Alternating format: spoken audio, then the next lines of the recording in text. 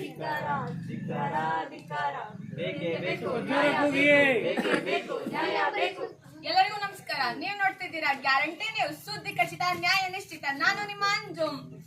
ನೇರದಿಟ್ಟ ನಿರಂತರ ಸುದ್ದಿಗಾಗಿ ನೋಡ್ತಾ ಇರೋ ಗ್ಯಾರಂಟಿ ನ್ಯೂಸ್, ಸುದ್ದಿ ಖಚಿತ ನ್ಯಾಯ ನಿಶ್ಚಿತ. ಬ್ರೇಕಿಂಗ್ ನ್ಯೂಸ್, ಇದೀಗ ಬಂದ ಸುದ್ದಿ. ಬೆಂಗಳೂರು ಗ್ರಾಮಾಂತರದಲ್ಲಿ ಸರ್ಕಾರಿ ನೌಕರರಿಂದ ಮುಷ್ಕರ, ಜೋರಾಗಿ ನಡೆಯುತ್ತಿರುವ ಪ್ರತಿಭಟನೆ. ನಮ್ಮ ಪ್ರತಿನಿಧಿ ಅಲ್ಲೇ ಇದ್ದಾರೆ, ಬನ್ನಿ ಕೇಳೋಣ ಆ ಜಾಗದಲ್ಲಿ ಏನ್ ನಡೀತಿದೆ ಅಂತ. Hello hello hello hello Anjum, ಕೇಳ್ತಿದೀಯಾ? ಹಾ, ಅಲ್ಲಿ ತುಂಬಾ ಡಿಸ್ಟರ್ಬೆನ್ಸ್ ನಡೆದಿದೆ. ಕಾವೇರಿ, ಜೋರಾಗಿ ಮಾತಾಡಿ. ಹಲೋ ಕೇಳ್ತಿದೀಯಾ? ಹಾ, ನಾನೀಗ ಇಲ್ಲಿ ಮುಷ್ಕರ ನಡೆಯುವ ಸ್ಥಳದಲ್ಲಿ ಇದ್ದೀನಿ. ಇಲ್ಲಿ ಏನ್ ನಡೀತಿದೆ ಅಂತ ನಿಮ್ಗೆ ನೇರವಾಗಿ ತೋರಿಸ್ತೀನಿ, ಬನ್ನಿ.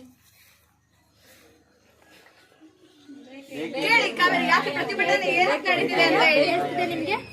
ನಿಮ್ಗೆ ಏನ್ ಬೇಡಿಕೆ ಇಟ್ಟು ನೀವು ಈ ತರ ಒಂದು ಮುಷ್ಕರವನ್ನ ಹೊರತುಪಡಿಸ್ತಿದ್ದೀರಾ? ಏನಾಗ್ತಿದೆ ನಿಮ್ಗೆ? ಏನ್ ಹೇಳ್ಬೇಕಮ್ಮ, ನಮ್ದು ಸಮಸ್ಯೆಗಳು ನೂರೆಂಟದವು.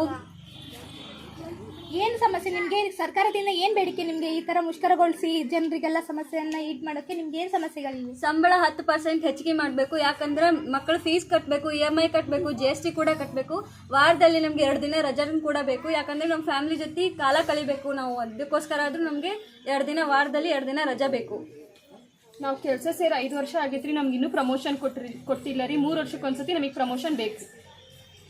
ಸೊ ಎಲ್ರಿಗೂ ಕೇಳಿಸ್ತಲ್ಲ ಈಗ ಈ ಪ್ರತಿಭಟನೆ ಯಾಕೆ ಅಂದ್ರೆ ಅವರಿಗೆ ಸಂಬಳ ಹೆಚ್ಚಿಗೆ ಆಗ್ಬೇಕು, ಹಾಗೆ ಅವ್ರಿಗೆ ರಜೆ ದಿನಗಳು ಜಾಸ್ತಿ ಆಗ್ಬೇಕು, ಇನ್ನು ಇತರೆ ಬೇಡಿಕೆಗಳನ್ನಿಟ್ಟು ಇವರು ಮುಷ್ಕರವನ್ನ ಮಾಡ್ತಿದ್ದಾರೆ. ಈ ಮುಷ್ಕರಕ್ಕೆ ಕಾರಣಗಳು ನಮ್ಗೆ ಈಗಾಗಲೇ ತಿಳಿದಿದೆ.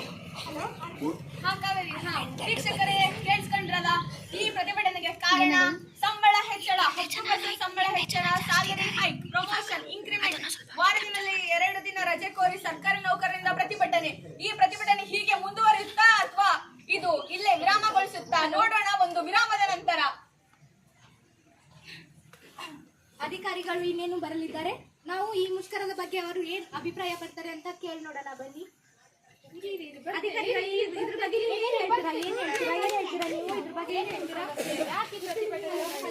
ಸಂಬಳವನ್ನು ಹೆಚ್ಚು ಮಾಡಬೇಕು, ಮತ್ತೆ 3 ವರ್ಷಕ್ಕೊಮ್ಮೆ ಪ್ರಮೋಷನ್ ಕೊಡ್ಬೇಕು. ಅದಕ್ಕೋಸ್ಕರ ಬೇಡಿಕೆ ಸರಿ, ಮೇಲಾಧಿಕಾರಿಗಳ ಜೊತೆ ಮಾತಾಡಿ ನಿಮಗೆ ಆದಷ್ಟು ಬೇಗ ಪರಿಹಾರವನ್ನು ಕೊಡಲು ಪ್ರಯತ್ನ ಮಾಡ್ತೇವೆ. ಬೇಗ ಕೊಡಿಸಿ ನಾವು, ಇಲ್ಲಾಂದ್ರೆ ಪ್ರತಿಭಟನೆನ ಹೀಗೆ ಮುಂದುವರಿಸ್ತೇವೆ. ಸರಿ, ಪ್ರತಿಭಟನೆಯನ್ನು ಇಲ್ಲಿಗೆ ನಿಲ್ಲಿಸಿ. ನೀವು ಆದಷ್ಟು ಬೇಗ ನಿಮಗೆ ಪ್ರಯತ್ನ ಮಾಡ್ತೀವಿ, ಪರಿಹಾರ ಕೊಡಿ. ಹಲೋ ಅಂಜು, ಅಧಿಕಾರಿಗಳ ಜೊತೆ ನಾವು ಮಾತನಾಡಲು ಪ್ರಯತ್ನಿಸುತ್ತೇನೆ. ನೋಡೋಣ ಏನ್ ಹೇಳ್ತಾರೆ ಅಂತ. ಅಧಿಕಾರಿಗಳೇ, ಇದ್ರ ಬಗ್ಗೆ ನೀವು ಈ ಪ್ರತಿಭಟನೆ ಬಗ್ಗೆ ಏನ್ ಹೇಳಕ್ ಇಷ್ಟಪಡ್ತೀರಾ? ಅಂದ್ರೆ ಹೇಗೆ ತಡಿತೀರಾ ಈ ಪ್ರತಿಭಟನೆ? ನೀವು ಹೇಗೆ ತಡಿತೀರಾ? ನೀವು ಏನ್ ಹೇಳ್ತೀರಾ ಅವ್ರಿಗೆ? ಪ್ರತಿಭಟನೆ ಹಿಂಗೆ ಮುಂದುವರೆದ್ರೆ ಜನರಿಗೆಲ್ಲ ತುಂಬಾ ತೊಂದರೆ ಆಗುತ್ತೆ. ಇದ್ರ ಬಗ್ಗೆ ಏನ್ ಹೇಳ್ತೀರಾ? ನೀವು ಹೇಗೆ ಪರಿಹಾರ ಕೊಡ್ತೀರಾ? ನಾನು ಜನರ ಜೊತೆ ಮಾತಾಡಿದ ಅವ್ರ ಸಮಸ್ಯೆಗಳನ್ನು ಕೇಳಿದ್ದೇನೆ. ಅವರಿಗೆ ಆದಷ್ಟು ಬೇಗ ಪರಿಹಾರನ ಕೊಡಿಸಲಿಕ್ಕೆ ಪ್ರಯತ್ನ ಮಾಡಿ. ಕೇಳಿದ್ರಲ್ಲ ಅಂಜು, ಅಧಿಕಾರಿಗಳ ಮಾತು ಹೀಗಾಗಿದ್ದು ಅವರು ಆದಷ್ಟು ಬೇಗ ಇದರ ಬಗ್ಗೆ ಒಂದು ಕ್ರಮವನ್ನು ತೆಗೆದುಕೊಳ್ಳುವುದಾಗಿ ಹೇಳಿದ್ದಾರೆ. ಖಂಡಿತ. ವಿರಾಮದ ನಂತರ ವೆಲ್ಕಮ್ ಬ್ಯಾಕ್. ಗ್ಯಾರಂಟಿ ನ್ಯೂಸ್, ಸುದ್ದಿ ಖಚಿತ ನ್ಯಾಯ ನಿಶ್ಚಿತ. ಅಧಿಕಾರಿಗಳು ಈ ಎಲ್ಲ ತೊಂದರೆಗಳಿಗೆ ಪರಿಹಾರ ನೀಡುವುದಾಗಿ ಆಶ್ವಾಸನೆ ನೀಡಿದ್ದಾರೆ. ಈ ಪ್ರತಿಭಟನೆ ಹೀಗೆ ಮುಂದುವರಿಯುತ್ತಾ ಅಥವಾ ಇದು ಇಲ್ಲಿಗೆ ಅಂತ್ಯಗೊಳ್ಳುತ್ತಾ? ನೋಡೋಣ. ಪ್ರತಿನಿಧಿ ಕಾವೇರಿ ಜೊತೆಗೆ ನ್ಯೂಸ್ ರಿಪೋರ್ಟರ್ ಅಂಜುಮ್. ನಮಸ್ಕಾರ. ಮನೆಯಲ್ಲಿ ರೈತ ಅಪ್ಪ ಮತ್ತು ಮಗಳ ನಡುವೆ ಸಂಭಾಷಣೆ. ಏನಿವತ್ತು ಕಾವ್ಯ ಪುಟ್ಟ ಇಲ್ಲೇ ಇದ್ದಾರೆ, ಸ್ಕೂಲಿಗೆ ಹೋಗಿಲ್ಲ. ಕಾವ್ಯ ಯಾಕಮ್ಮ ಶಾಲೆಗೆ ಹೋಗಿಲ್ಲ? ಇವತ್ತು ಸರ್ಕಾರಿ ನೌಕರರ ಪ್ರತಿಭಟನೆ ಇದೆ ಅಪ್ಪ, ಅದಕ್ಕೆ ನಮ್ಮ ಶಾಲಾ ಕಾಲೇಜುಗಳು ರಜೆ ಅಂತ ನಮ್ಮ ಟೀಚರ್ಸ್ ಕೂಡ ಹೇಳಿದ್ರು. ಈ ವಿಷಯ ನಂಗೆ ತಿಳಿದೇ ಇಲ್ವಲ್ಲ. ಹಾ ಅಪ್ಪ, ನೀವು ಹೊಲಕ್ಕೆ ಹೋಗ್ತಿದ್ದೀರಾ ಅಪ್ಪ? ನಿಮ್ಗೆ ರಜೆ ಇಲ್ವಾ? ಎಂತ ಪ್ರಶ್ನೆ ಕೇಳ್ದಮ್ಮ.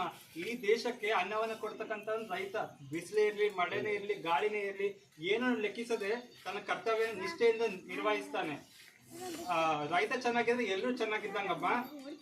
ಓಕೆ ಅಪ್ಪ, ನೀವು ಹೊಲಕ್ಕೆ ಹೋಗಿ ಬನ್ನಿ, ನಾನು ಆಟ ಆಡಕ್ಕೆ ಹೋಗ್ತೇನೆ.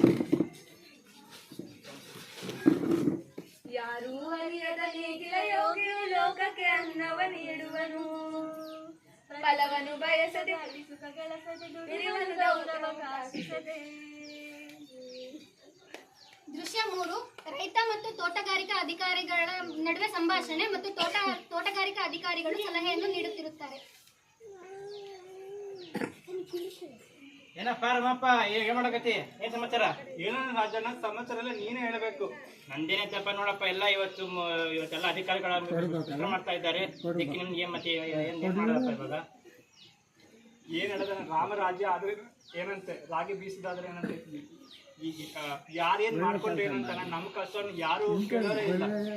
ನೋಡಪ್ಪ, ಈಗ ತಿಂಗಳಿಗೆ ರೊಕ್ಕ ಕೊಡ್ತಿ ದುಡಿ ಅಂದ್ರೆ ಯಾರು ಕೂಡ ಇದು ಮಾಡಲ್ಲ. ನಾವು ಸಾಲ ಮಾಡಿ ಅಲ್ಲಿ ಇಲ್ಲಿ ಕೇಳಿ ನಾವಿಲ್ಲೆಲ್ಲ ಒಂದು ಬೆಂಬಲ ಸಿಗೋಕೆ ನಮ್ಗೆ ಆಗೋದಿಲ್ಲ. ಹಾಗಾಗಿ ನಾವಿಲ್ಲಿ ಏನ್ ಮಾಡೋದು ಅಂತ ನಮಗೆ ಆಗ್ತಾ ಇಲ್ಲ ಅಂತ ಮಾತನ್ನ ಹೇಳ್ತೀನಪ್ಪ ರಾಮಪ್ಪ. ಎಲ್ರು ಹೇಳ್ತಾರಣ್ಣ ರೈತರ ರಾಜರು ಅಂತ ಹೇಳಿ, ಆದ್ರೆ ನಮ್ ದೇಶದಲ್ಲಿ ರೈತರು ರಾಜರು ಅಲ್ಲ ಅಣ್ಣ, ಬೇರೆಯವ್ರು ಯಾರಿದಾರೆ ಅವರೇ ಎಲ್ರು ರಾಜರಾಗಿದಾರಣ್ಣ. ಹೌದಪ್ಪ, ನಾವು ಒಂದ್ ಬೆಳೆದಿರೋ ಬೆಲೆಗೆ ಒಂದ್ ಬೆಂಬಲ ಬೆಲೆನೇ ಸಿಗ್ತಾ ಇಲ್ಲಪ್ಪ. ಗೊತ್ತಿಲ್ಲಪ್ಪ. ಅರೆ ಏನ್ ಹೇಳ್ತಾ ಇದ್ದೀರಾ ನೀವು? ಮೇಡಮ್ ನೀವ್ಯಾರು? ನಮಸ್ತೆ, ನಾನು ತೋಟಗಾರಿಕಾ ಇಲಾಖೆಯಿಂದ ಓ ಬಂದಿದ್ದೇನೆ. ಹೌದಾ? ನಮಸ್ತೆ ಮೇಡಮ್. ನಮಸ್ತೆ ಮೇಡಮ್. ನಿಮ್ಮ ಕಷ್ಟಕ್ಕೆ ಖಂಡಿತ ಪರಿಹಾರ ಸಿಕ್ಕೇ ಸಿಗುತ್ತೆ. ಅದ್ ಯಾವ ರೀತಿ ಮೇಡಮ್? ಅಂದ್ರೆ ನಿಮಗೆ ಬೆಂಬಲ ಬೆಲೆ ಸಿಗ್ಬೇಕು ಅಂದ್ರೆ ಫಸ್ಟ್ ನೀವು ನಿಮ್ಮ ಕೃಷಿ ಉತ್ಪನ್ನಗಳನ್ನ ಮಾರುಕಟ್ಟೆಯಲ್ಲಿ ಮಾರಬೇಕು. ಇದರಿಂದ ಮಧ್ಯವರ್ತಿಗಳ ನಿಮ್ಮ ಮಧ್ಯವರ್ತಿಗಳ ಇದು ಕಡಿಮೆ ಮಾಡ್ಬೋದು ನಾವು. ಅದ್ ಯಾವ ರೀತಿ ಮೇಡಮ್?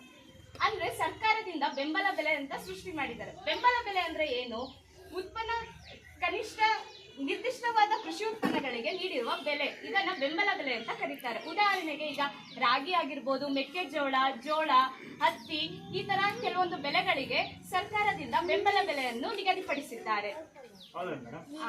ನಿಮಗೆ ಇದು ಒಂದು ಗೊತ್ತಿರ್ಲಿ, ಸರ್ಕಾರದಿಂದ ಹಸಿರು ಆಪ್ ಅಂತ ಕೂಡ ರಿಲೀಸ್ ಮಾಡಿದ್ದಾರೆ. ಮೇಡಮ್ ಅದ್ರ ಉಪಯೋಗ ಏನ್ ಮೇಡಮ್ ಹಾಗಾದ್ರೆ? ಇದ್ರ ಉಪಯೋಗಗಳು ಏನು ಅಂದ್ರೆ ಉತ್ಪನ್ನ ಮಾರಾಟಕ್ಕೆ ಸಹಾಯ ಹಸ್ತ ನೀಡುತ್ತೆ, ಮತ್ತೆ ನಿಮಗೆ ಕ್ರೆಡಿಟ್ ಫೆಸಿಲಿಟಿಗಳ ಸೌಲಭ್ಯಗಳು ದೊರಕುತ್ತೆ, ಮತ್ತೆ ಸಾವಯವ ಕೃಷಿ ಬಗ್ಗೆ ಮಾಹಿತಿ ದೊರಕುತ್ತೆ, ನೀರಾವರಿ ಸೌಲಭ್ಯಗಳನ್ನು ಒದಗಿಸುತ್ತೆ, ಮತ್ತೆ ನಿರ್ದಿಷ್ಟ ನೀತಿಗಳನ್ನು ರಚಿಸುತ್ತೆ, ಮತ್ತೆ ಆಧುನಿಕ ತಂತ್ರಜ್ಞಾನವನ್ನು ಅಳವಡಿಸಲು ನಿಮಗೆ ಸಹಾಯ ಮಾಡುತ್ತದೆ.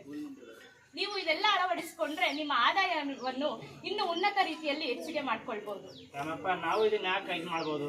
ಹೌದಣ್ಣ, ಮೇಡಮ್ ಅವರು ಒಳ್ಳೆ ವಿಷಯವನ್ನ ಹೇಳಿದ್ರೆ ನಾವು ಇದನ್ನ ಪಾಲಿಸ್ಕೊಂಡು ಹೋಗೋಣ. ಆಯ್ತು ಮೇಡಮ್, ನೀವು ಹೇಳಿದ್ದೆಲ್ಲ ನಾವು ವಿಷಯಗಳನ್ನ ಪಾಲಿಸ್ತೀವಿ. ನಮ್ಮ ಹೊಲದಲ್ಲಿ ಇದನ್ನೆಲ್ಲ ನಾವು ಇದು ಮಾಡ್ಕೊಂತ ಹೇಳ್ತಾ ಧನ್ಯವಾದಗಳು. ಈಗ ಈ ಕಿರು ನಾಟಕದಲ್ಲಿ ನೀವು ನೋಡಿದ್ರಲ್ಲ, ಇದೇ ರೀತಿ ನೌಕರರಿಗೆ ವಾರದಲ್ಲಿ 1 ಅಥವಾ 2 ದಿನಗಳ ರಜೆ ಇದ್ದು ತಿಂಗಳಿಗೆ ಸರಿಯಾಗಿ ಸಂಬಳ ಬರುತ್ತಿದ್ರು ಅವರ ಆಸೆ ಮತ್ತು ಬೇಡಿಕೆಗಳು ಹೆಚ್ಚುತ್ತಿವೆಯೇ ಹೊರತು ಅವು ಕಡಿಮೆಯಾಗುತ್ತಿಲ್ಲ. ರೈತ ನಮ್ಮ ದೇಶದ ಬೆನ್ನೆಲುಬು, ಆದರೆ ಅವನ ಬೆನ್ನೆಲುಬಾಗುವವರು ಯಾರು? ರೈತರು ಪ್ರತಿನಿತ್ಯ ದುಡಿದು ಬೆವರ ಸುರಿಸಿದರೂ ಅವರ ಕಷ್ಟಕ್ಕೆ ಬೆಲೆ ಸಿಗುತ್ತಿಲ್ಲ. ಅವರಿಗೆ ಬೇಕಿರುವುದು ಸಂಬಳವಲ್ಲ, ಬೆಂಬಲ ಮತ್ತು ಅವರ ಬೆಳೆಗೆ ಸರಿಯಾದ ಬೆಲೆ. ಭಾರತ ಕೃಷಿ ಪ್ರಧಾನ ದೇಶವಾಗಿದ್ದರಿಂದ ಇಲ್ಲಿ ರೈತರಿಗೆ ಮೊದಲ ಆದ್ಯತೆ. ಆದರೆ ಇದು ಪ್ರಾಯೋಗಿಕವಾಗಿದೆಯೇ ಎಂಬುದು ನಮ್ಮ ಪ್ರಶ್ನೆಯಾಗಿದೆ. ಸರ್ಕಾರ ರೈತರಿಗೆ ಕೊಡುವ ಸೌಕರ್ಯಗಳು ನಿಜವಾಗಿಯೂ ಅವರನ್ನು ತಲುಪುತ್ತಿದೆಯೇ ಎಂದು ವಿಚಾರಿಸಿದರೆ ನಮ್ಮಲ್ಲಿ ಉತ್ತರವಿಲ್ಲ. ಇದರ ಜೊತೆ ಮಧ್ಯವರ್ತಿಗಳ ಸಮಸ್ಯೆ ಮತ್ತು ವಾತಾವರಣ ವೈಪರೀತ್ಯ. ಸರ್ಕಾರವು ನೀಡುವ ಸವಲತ್ತುಗಳನ್ನು ರೈತರಿಗೆ ತಲುಪಿಸುವುದು ಕೇವಲ ಕೃಷಿ ಇಲಾಖೆಗಳಷ್ಟೇ ಅಲ್ಲದೆ ಪ್ರತಿಯೊಬ್ಬ ಭಾರತೀಯ ನಾಗರಿಕನ ಆದ್ಯ ಕರ್ತವ್ಯವಾಗಿದೆ. ಇದನ್ನು ಅರ್ಥೈಸಿಕೊಂಡು ಪಾಲಿಸಬೇಕಾಗಿದೆ. ಅನ್ನ ಹಾಕುವ ಕೈಗಳಿಗೆ ಕನ್ನ ಹಾಕುವ ಮಧ್ಯವರ್ತಿಗಳ ಹಾವಳಿಯು ಕಡಿಮೆಯಾಗಬೇಕಾಗಿದೆ. ಒಕ್ಕಲಿಗ ಒಕ್ಕಿದ್ದರೆ ಬಿಕ್ಕುವುದು ಜಗವೆಲ್ಲ, ಬಿಕ್ಕಲು ಬಿಡಬೇಡಿ ಈ ದೇಶದ ಬೆನ್ನೆಲುಬ. ನಮ್ಮ ಊಟದ ಮೂಲ ನಿಮ್ಮ ಬೆವರು ಮತ್ತು ಪರಿಶ್ರಮ. ನಿಮ್ಮ ಶ್ರಮಕ್ಕೆ ಕೋಟಿ ಕೋಟಿ ಕೃತಜ್ಞತೆಗಳು ಎಂದು ಹೇಳುತ್ತಾ ಈ ಕಿರು ನಾಟಕವನ್ನು ಎಲ್ಲ ರೈತ ಬಾಂಧವರಿಗೂ ಅರ್ಪಿಸುತ್ತಿದ್ದೇವೆ. ಧನ್ಯವಾದಗಳು. ಇದು ಗಣ್ಯರೆಲ್ಲ ವೇದಿಕೆ ಮೇಲೆ ಆಸೀನರಾಗಬೇಕಾಗಿ ವಿನಂತಿ ಮಾಡ್ತಾ ಇದ್ದೇವೆ.